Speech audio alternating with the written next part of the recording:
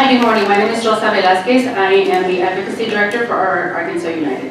As you heard earlier, we are a nonprofit that operates 7 regional immigrant resource centers across the state of Arkansas. We have 800 active members, including immigrants and native-born Arkansans who believe in immigrant integration. Today, I'm speaking against SB 411. In SB 411, sanctuary is also defined as law enforcement policy. This statement is problematic.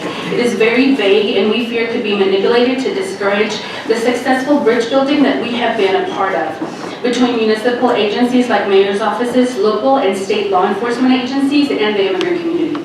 The City of Little Rock just last month removed from its agenda the same proposal before its city directors and has flagged its own concerns for SB 411. We are deeply concerned about the references in this bill to what could be inferred as racial profiling of immigrants, thus opening the door to assume that all immigrants do not have status, which is simply not true. This is incredibly concerning because it's opening the door to major racial profiling lawsuits against the state, as we have seen happen in other states already, and could be detrimental to the relationships being built. There has never been a claim that any of our police departments and sheriffs are not communicating with ICE.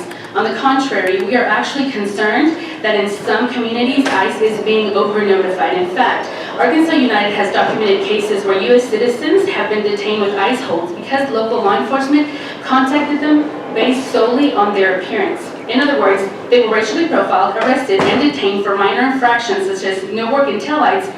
And again, these are opportunities asking for lawsuits against the state.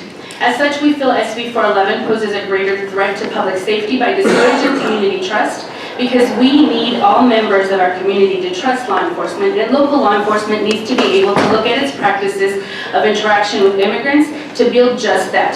We feel that even considering of proposals like SB 411 undermine ongoing efforts by local and state law enforcement organizations that are working so hard to build trust and collaboration within our communities.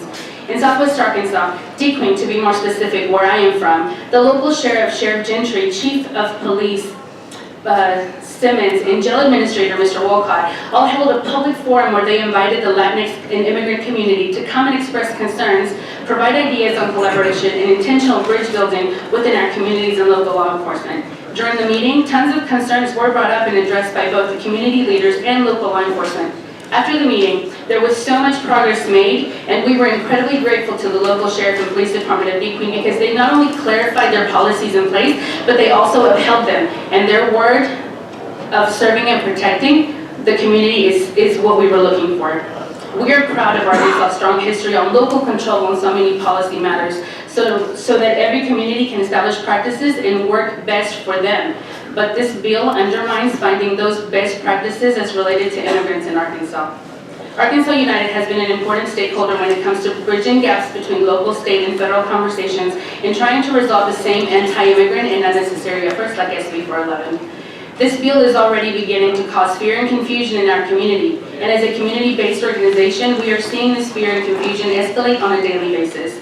We are constantly receiving phone calls, texts, and emails wanting to clarify what this bill means and where they need to go from here. Causing widespread panic when it comes to the safety of our community is once again detrimental to our collective communication efforts between the community and local law enforcement. Finally, instead of having policies that divide, create gaps, and unnecessary fear in our communities, we respectfully ask you to be strong and courageous and create policies that build collaboration and trust in our communities. Arkansas is better than this. We need to continue to be a welcoming and equitable state for everyone. I respectfully request that this committee vote no for SB 411. Thank you. Thank you. Questions from the committee?